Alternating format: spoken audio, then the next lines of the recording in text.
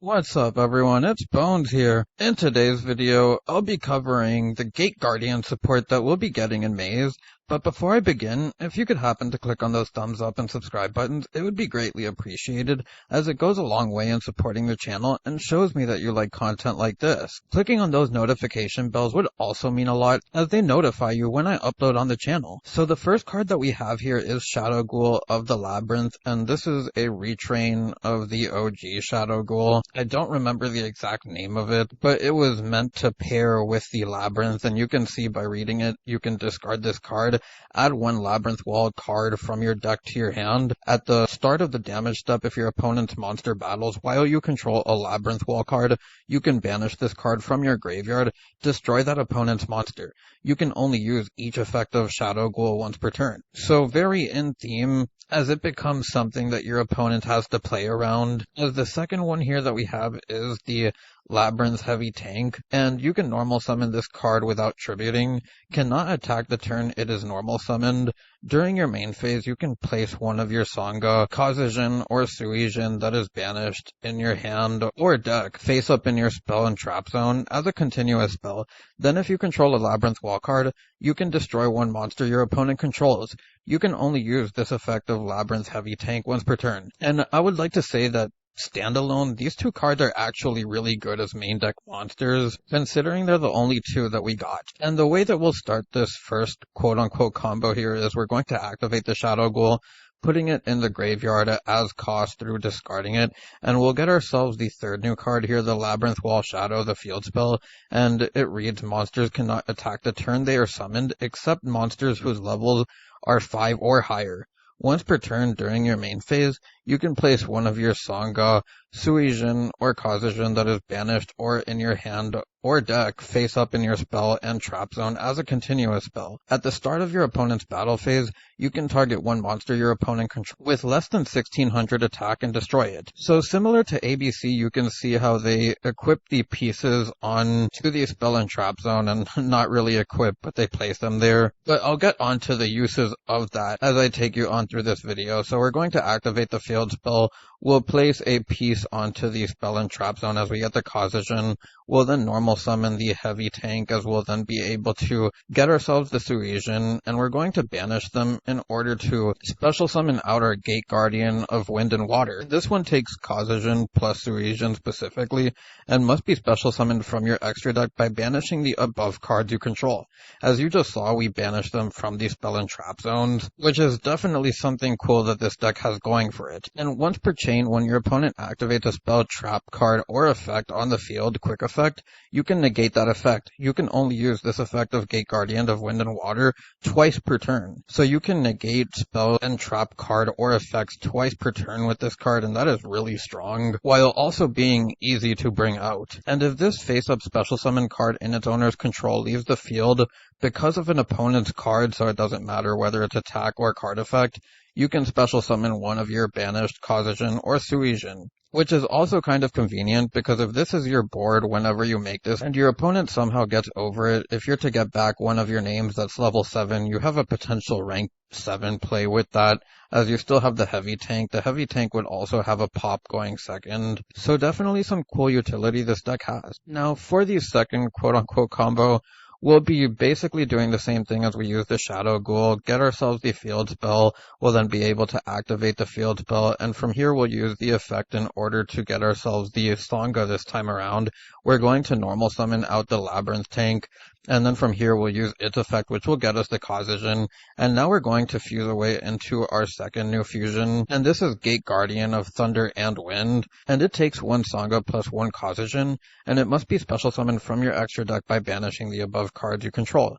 During your main phase, you can add one spell trap card from your deck to your hand that mentions Sangha, Kazuijin, and Suijin. You can only use this effect of Gate Guardian of Thunder and Wind once per turn. If this face-up special summon card in its owner's control leaves the field because of an opponent's card, you can special summon one of your banished Sangha or Kazuijin. So similar to the previous one, except that this one is a search, and we're going to use it in order to search another new card, and this is why I'm showing this second one here, because for whatever whatever reason, if you don't want to go into the Spell and Trap Negator, or you want to get over something in a specific column, you can get yourself the Prey of the Jirai Gumo. This is another in-theme Gate Guardian card that the OG version was a monster, but you can special summon this card as a normal monster. Insect Earth, level 5, 2100 attack, 100 defense, to your main monster zone in its same column. This card is also still a trap.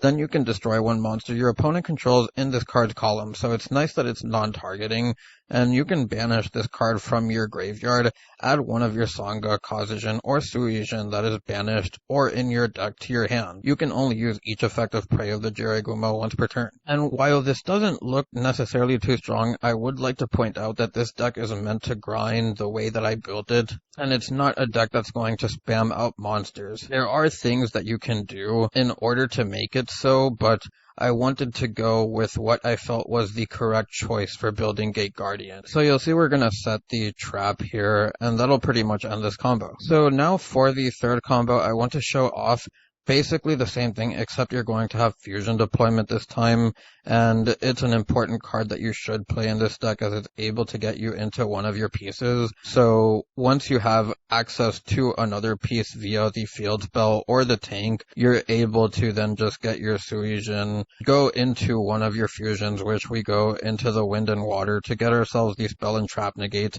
and if you go second, you also have the pop via the heavy tank. Now for this next combo, I'll be showing what you can do with all three pieces in hand if you brick on them, and this will also be introducing one of our new fusion monsters, as we're going to banish all of them in order to bring out Gate Guardians combined. And it takes all three pieces of the Gate Guardian, Sangha, Kazuijin, and Suijin, and must be special summoned from your extra deck by banishing the above cards from your hand, field, and or graveyard. So that alone is amazing, but when your opponent activates a card or effect that targets a card you control, or a card's quick effect, you can negate that effect, and if you do, destroy that card. You can only use this effect of Gate Guardians combined twice per turn. If this face-up special summon card in its owner's control leaves the field because of an opponent's card, you can special summon one level 11 or lower Gate Guardian monster from your deck or extra deck, ignoring its summoning conditions. So this will be able to get you into your spell and trap negator if it leaves the field because of an opponent's card, as long as it's not banished face down or returned to the extra deck, while also having the ability to protect itself from targeting 3 times, or any other card that you want to protect for that matter in regards to whatever your opponent targets. So now we'll be kicking it up a notch, as this is going to explore on some of the options that you can take with this deck, and we're going to start with the Ghoul, the tank, and the fusion deployment. So this is access to basically 3 pieces, and from here we're going to use the Shadow Ghoul. We'll then be able to get ourselves the field spell, activate the field spell. This will get us our first piece. From here we'll then be able to normal summon the tank, get ourselves the second piece, and then we'll activate the fusion deployment to get us the third piece, as we'll then be able to go into any of our fusions. For this one, I'm just going to go into the Gate Guardians combined, but I just wanted to condition those learning the deck into the consistency through your searchers and your search targets with the easy access of fusion summoning. So in this hand here, you can see the Fenrir, and the cool thing with the mid-range version of the deck is that you're able to play a good chunk of going second cards in order to reinforce your board. And you saw how we have a spell trap negator that can negate up to twice per turn. My biggest thing with that was we don't have anything for monsters, but in fact we actually do, because Keshtira Fenrir is a great going first or second card that can help combat monster effects. Even if it doesn't necessarily negate them, it just makes your boards that much stickier. So we're going to start this one by special summoning out the Fenrir, use the Fenrir's effect, which will get us another copy of itself. We'll then use the effect of the Ghoul, which will be able to get us a field spell. We'll then activate the field spell, which will get us a piece, as we're now going to be able to get ourselves the Kazuijin, activate the fusion deployment, and from here we'll then be able to bring out the Suijin, and now we'll be able to end on the Gate Guardians, Wind and Water, along with the Fenrir.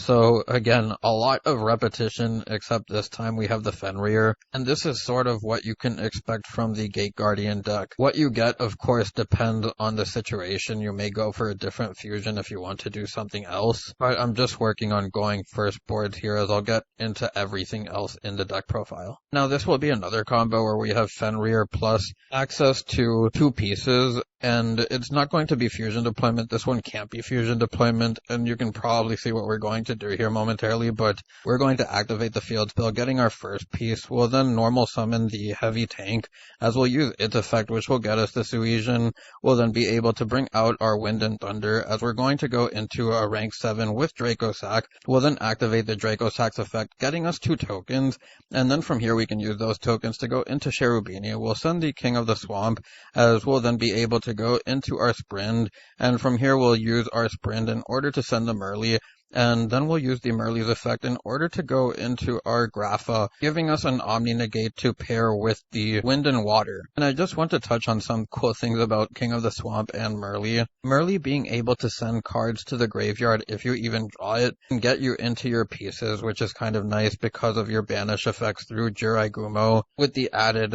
potential Shadow Ghoul that you can get into the graveyard through the mills, which is pretty cool. You also have the rest of the Gate Guardian support that I'll touch over later in the video. So now I'm going to get us onto 2 test hands, and this one will show what happens when you don't into your pieces, and this one will again be similar to the previous ones, as we're going to activate the Fenrir, get ourselves another copy of it, activate the Prosperity, as we'll then be able to get ourselves a copy of probably Jirai Gumo here, and we will do that, as we're going to then normal summon the heavy tank, use its effect to get us our first piece, as we'll then go into a rank 7 through Draco Sack, as we'll then be able to go into our Cherubini, and then from here we'll send the King of the Swamp in order to get ourselves access into Sprint with the Merly, put the Swamp in the graveyard for us to send Merly, and then get ourselves the Grapha to give us the Omni Negation, and we'll be able to pair that with 3 sets and a Gate Guardian piece on board. You could also keep the Jirai Gumo in hand if you want to pitch it off of Grapha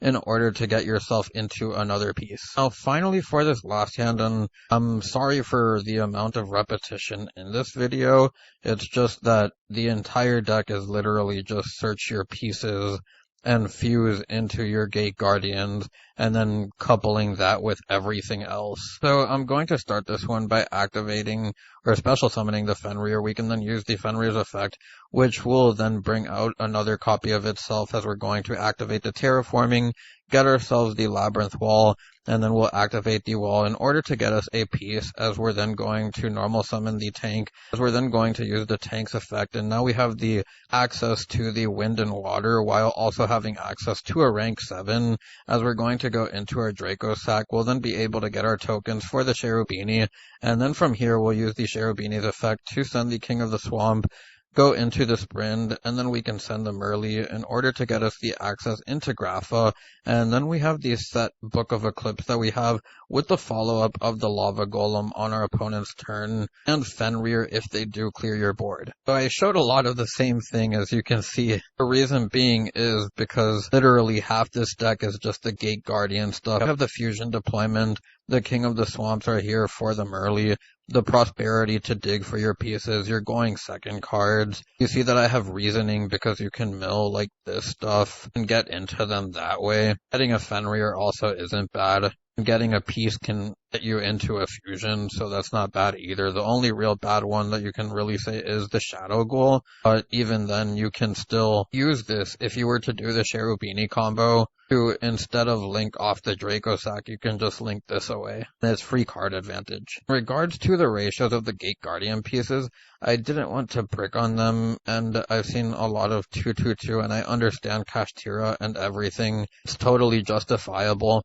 But it's just that it's a rogue deck, and the diversity of the format, I don't feel that you should be tripling yourself for the best deck of the format, even if there's just too many other decks to go around as well. Now, I do want to go over the Lava Golem and the Heavy Tank, and this may seem conflicting, but the thing is that it is your only normal summon. So I think you can get away with it. There's also going to be times where you go first, you open the heavy tank, and you're not going to use the lava golem. The lava golem is still here because there's threats like Dragoon in the format, the zone lock, and stuff like that that you just have to out. And lava golem being a quick fix problem and help a control mid-rangey deck like this stay within the resource game. Below, I'll leave a link to Lithium's video, as it shows a more aggressive playstyle with this deck where you use the A Hero Lives in order to bring out the Prisma, and then get extra names that way, as you can just reveal the Gate Guardians combined and turn it into any one of the names. And the Souls and Destrudo thing is kind of cute, but the only thing that I wasn't really feeling about it was that you do have to draw both of them. You can always get lucky and hit the Shadow Ghoul off of Reasoning if you want to play the Destrudo build.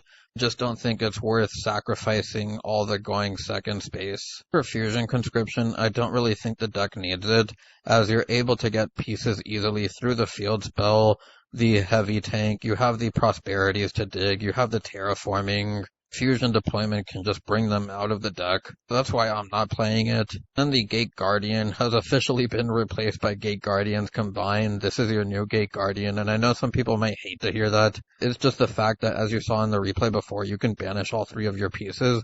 Just get into this. Now, there are a couple of other cards that we did get. Will attack Wind and Thunder, and it reads, if you control a Gate Guardian monster, target one card on the field, destroy it. During your main phase, you can banish this card from your graveyard, one of your Sangha, Kazajan, or Suijin that is banished, or in your deck to your hand. So a cute side deck card in my opinion, as you can hit at 1 in order to just get into your Thunder and Wind and then search it out in order to get a pop. So the Riryoku Guardian reads, if your life points are lower than your opponent's, target one monster with your Gate Guardian, its original name, of your opponent's life points, then that monster gains attack equal to your opponent's life points. You can banish this card from your graveyard, add one of your Sangha, Kazajan, or Suijin that is banished or in your deck to your hand. You can only use each effect of Guardian once per turn. And this is a more situational card. It just lets you OTK a lot easier, and I don't think that's necessarily too bad. But you do already have a lot of big beat sticks that you can make, including the Grapha in this build, and you see that because we play the King of the Swamps, we also have the Guardian Chimera, as the Reasoning can just sack you into a monster. You have the Fenrir. You have things that you can draw. If you end up opening Double Shadow, you can use the first one to get the field spell, volley away the second one, and then have two of these in the graveyard, just to have them there over longer periods of games. And outside of that, you'll see that we have the Big Eye.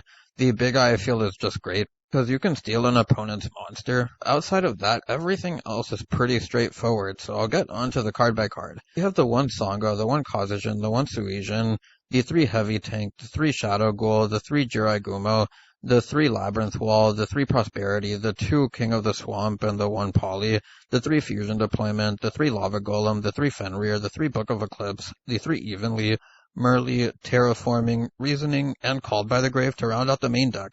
Onto the extra deck, we have the 3 Gate Guardians combined, the 3 Wind and Water, the 2 Thunder and Wind, the 1 Water and Thunder, which reads, it takes Suijin plus Sangha of the Thunder and must be special summoned from your extra deck by banishing the above cards you control.